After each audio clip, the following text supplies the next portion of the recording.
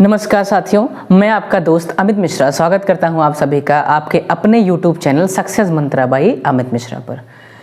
दोस्तों, जैसा कि आप सब जानते हैं कि सभी परीक्षाओं के लिए ठीक है कॉन्टिनेंट से जो है काफ़ी सारे टॉपिक्स पूछे जाते हैं। उन्हीं में से सबसे ज़्यादा एक पूछे जाने वाला टॉपिक है घास के मैदान। तो आज हम विश्व के प्रमुख घास के मैदानों के बारे में पढ़ने वाले हैं। ठीक है, तो इस चीज़ को पढ़ने से पहले हमें ये पता होना चाहिए कि आखिर घास कहते किसको हैं। जब तक कि आपको यही नहीं पता होगा कि घास क्या है तो फिर घास के मैदान के बारे में आप क्या पढ़ोगे। ठीक है, तो सबसे पहले देखिए यहाँ लिखा हुआ है घास। तो ऐसे पौधे, ठीक है, ऐसे पौधे जिनके तने लचीले व गांठ युक्त होते हैं। ठीक है, क्या समझे आप? ऐसे पौधे जिनके जो तले हैं वो काफ़ी मुलायम होते हैं। ठीक है, तने मुलायम होते हैं और उनमें गांठ पाई जाती है। जैसे आप देख पा रहे हैं यहाँ पे मैंने गन्ने का चित्र बनाया हुआ है। ये आपका गन्ना है। तो आपने क्या देखा? गन्ना है, धान है, गेहूं है, बांस है, ये सारे आपके क्या कहलाते हैं? घास कहलाते हैं। तो उम्मीद है आप जान गए होंगे घास कहते किसे। ठीक है, तो ऐसा कोई भी पौधा जिसका तना कैसा हो? मुलायम हो, काफ़ी लचीला हो और उसके तने में क्या हो? ऐसे ऐसे गांठ पाई जाती है, उसको क्या बोलेंगे? घास बोलेंगे। अब बात कर लेते हैं घास के मैदान की। ठीक है, कि आखिर घास का मैदान आया कैसे ये बनता है, क्या कंडीशन चाहिए, क्या क्लाइमेट चेंजेस होते हैं। ठीक है, तो देखो सबसे पहली चीज़ हमारे यहाँ पे हमें मालूम है कि अगर ये हमारी अर्थ है, ठीक है, और ये हमारा क्या है? इक्वेटर है, या इसको हम बोल सकते हैं 0 डिग्री अक्षांश है। क्या है? 0 डिग्री अक्षांश, जिसको हम क्या बोलते हैं? भूमध्य रेखा अथवा विषुवत रेखा बोलते हैं। सभी लोग जानते हैं कि इस विषुवत रेखा से अगर हम 23.5 डिग्री नॉर्थ में जाएं या 23.5 डिग्री साउथ में जाएं, ठीक है, तो ये जो पूरा रीजन होता है बेटा, ये पूरे रीजन को हम क्या बोलते हैं? इस पूरे रीजन को हम बोलते हैं ट्रॉपिकल जोन, मतलब उष्णकटिबंधीय क्षेत्र। क्यों बोलते हैं? क्योंकि सूर्य जो है यहाँ से यहाँ तक के बीच में ही चक्कर लगाता है। सूर्य जो है आपका वो कर्क रेखा और मकर रेखा के बीच में ही चक्कर लगाता है। तो यहाँ पे सूर्य की किरणें सीधे पड़ती हैं, इसलिए क्या है बेटा? ये उष्ण कटिबंध होता है।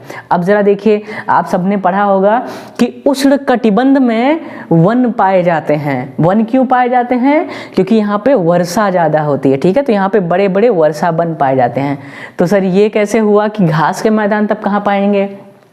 तो मैं आपको क्लियर कर दूं कि घास के मैदान उस जगह पर होंगे कि जहां पर इतनी ज़्यादा वर्षा ना हुई हो कि वनों का निर्माण हो जाए। बात समझ पा रहे हैं? आप अच्छे से जानते हैं कि अगर कहीं पे 200 सेंटीमीटर या उससे अधिक की वर्षा होती है तो वहां पे वनों का निर्माण हो जाता है। ठीक है, ओके।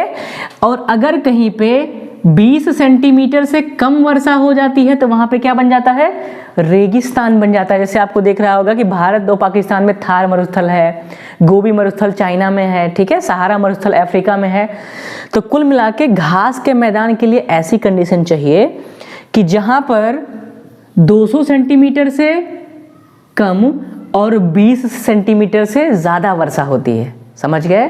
मतलब वहाँ इतनी अधिक वर्षा नहीं हो पाई कि वन का निर्माण हो जाए और इतनी कम वर्षा भी नहीं होती कि वहाँ पे रेगिस्तान आ जाए। समझ गए? तो इनके बीच की जो स्थिति होती है ना दोस्तों, उसी को हम क्या बोलते हैं? घास के मैदान कहते हैं। अब आइए हम देख लेते हैं कि अनेक कॉन्टिनेंट हमारे पास 7 महाद्वीप हैं, बड़े बड़े भूखंड हैं। तो इन 7 महाद्वीपों में कौन कौन से मुख्यतः पाए जाते हैं? अब अगर हम बात करें घास के मैदान की तो ये भी मुख्यतः 2 कैटेगरीज में होते हैं।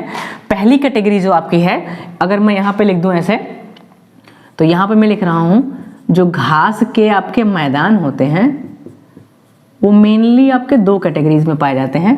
पहला क्या हो गया? उष्णकटिबंधीय। कैसा? उष्णकटिबंधीय। अब ऐसे घास के मैदान जो उष्णकटिबंध में पाए जाएंगे उसको उष्णकटिबंधीय बोलते हैं। और दूसरा क्या होता है? दूसरे को बोलते हैं शीतोष्णकटिबंधीय। ठीक है, जो इक्वेटर वाले रीजन से काफ़ी दूर होता है उसको हम बोलते हैं शीतोष्णकटिबंधीय। तो हम एक एक करके देखते हैं। सबसे पहले मैंने लिखा हुआ है एशिया। इसको एशिया लिखना सही नहीं होगा, इसको मैं लिख सकता हूँ यूरेशिया। क्या लिख सकता हूँ? यूरेशिया। यूरेशिया का मतलब जब यूरोप और एशिया कॉन्टिनेंट्स आपस में मर्ज करते हैं उसको यूरेशिया कहते हैं। तो यहाँ पे जो हमारा घास का मैदान है उसका नाम है स्टेपी या स्टेपीज, ठीक है। ये पाया कहाँ जाता है? ये रशिया, यूक्रेन और साइबेरिया वाला जो रीजन है, जो रूस का पूरा बर्फ से ढका रहता है उस रीजन में पाया जाता है।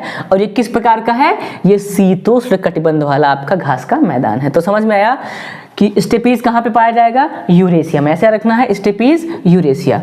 दूसरे कॉन्टिनेंट पे बात करते हैं और ध्यान दीजिएगा यहाँ पे मैंने कॉन्टिनेंट का भी सीक्वेंस लगा के रखा है कि नंबर 1 एशिया, फिर अफ्रीका, उत्तरी अमेरिका, दक्षिणी अमेरिका, समझ रहे हैं? सीक्वेंस वाइज मैंने दिया है साइज के अकॉर्डिंग। दूसरा बात कर लेते हैं अफ्रीका की। तो अफ्रीका हमारा है, यहाँ पे सबसे फेमस जो घास का मैदान है वो है आपका सवाना। और सवाना जो है वो आपका उष्णकटिबंधीय प्रकार का जो है घास का मैदान है, ठीक है, समझ गए। और दूसरा साउथ अफ्रीका में पड़ता है वेल्ड। वेल्ड जो है एकदम नीचे पड़ जाता है, इसलिए कैसा है? शीतोष्ण कटिबंधीय। तो अफ्रीका में आपको 2 याद रखना है, एक सवाना और दूसरा वेल्ड, समझ गए। तीसरा आते हैं नॉर्थ अमेरिका में। तो नॉर्थ अमेरिका में यूएसए कनाडा वाले क्षेत्र में एक पाया जाता है घास का मैदान जिसको हम लोग प्रेयरी के नाम से जानते हैं। क्या जानते हैं? प्रेयरी। तो आपको याद हो गया होगा कि प्रेयरी कहाँ के लिए है? उत्तर अमेरिका, ठीक है। अब बात करते हैं सबसे फेमस दक्षिण अमेरिका। यहाँ पे सबसे इंपॉर्टेंट पाए जाते हैं। तो यहाँ पे सबसे पहला है कैंपोस।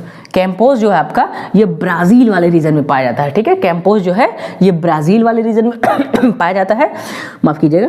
दूसरे नंबर पे आपका है पंपास। पंपास भी काफ़ी फेमस पूछा जाता है क्योंकि यहाँ पे जो गेहूं की उपज होती है ना वो काफ़ी अच्छी मात्रा में होती है। और ये जो है ये अर्जेंटीना में पाया जाता है जो कि दक्षिणी अमेरिका में ही है, ठीक है। एक देश है अर्जेंटीना, वहाँ पे।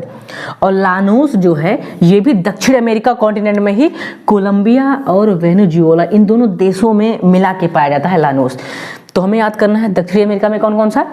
कैंपोस, पंपास और लानोस। कितना आसान है? कंपास आपका ब्राज़ील में, पंपास अर्जेंटीना और लानोस कहाँ पे है? कोलंबिया और वेनेजुएला में, ठीक है। अंटार्कटिका आप सभी को पता है सबसे नीचे वाला कॉन्टिनेंट है, तो इसको हम अंध महाद्वीप भी कहते हैं। यहाँ पे सिर्फ यहाँ पे बर्फ है, इसको श्वेत महाद्वीप भी कहते हैं। तो यहाँ पे कोई आपका ग्रासलैंड पाया नहीं जाता क्योंकि यहाँ पे टेम्परेचर बहुत लो होता है। अब बात कर लेते हैं यूरोप में। तो यूरोप में एकमात्र पाया जाता है जिसका नाम है पुस्ताज, और ये हंगरी में पाया जाता है, ठीक है। हंगरी एक देश का नाम है और इसमें एक घास का मैदान, इसका नाम है पुस्ताज, याद रखिएगा। ऑस्ट्रेलिया में एक है डाउन्स। इसको याद रखना सबसे सिंपल है, जैसा मैंने याद रखा है, इसको मैंने एडी से याद किया है। एडी फॉर एनो डोमिनी भी होता है और डाउन्स, देखो ऑस्ट्रेलिया डाउन्स ऐसे याद कर लिया। न्यूजीलैंड में एक कैंटरबरी पाया जाता है, ठीक है। तो ये आपके कुछ घास के मैदान थे। फिर से एक बार रिवाइज करा देते हैं। स्टेपीज है आपका यूरेशिया में, सवाना और वेल्ड है अफ्रीका में, प्रेरी आपका north America, campos Brazil, pampas Argentina, Llanos क्या है? कोलंबिया, और ये तीनों मिलकर दक्षिणी अमेरिका में पाए जाते हैं। पुस्ताज जो है हंगरी में, और ऑस्ट्रेलिया में डाउन्स, और न्यूजीलैंड में कैंटरबरी। तो उम्मीद करते हैं कि आप सभी लोग घास के बारे में और विश्व के प्रमुख घास के मैदानों के बारे में समझ गए होंगे, जहां से सभी एग्जाम्स में, चाहे वो स्टेट पीसीएस हो, चाहे यूपी SSSC हो, चाहे एसएससी हो, इन सारे एग्जाम्स में यहाँ से एक क्वेश्चन कंफर्म मिलेगा। तो उम्मीद करते हैं आज आपका एक क्वेश्चन क्लियर हो गया। धन्यवाद।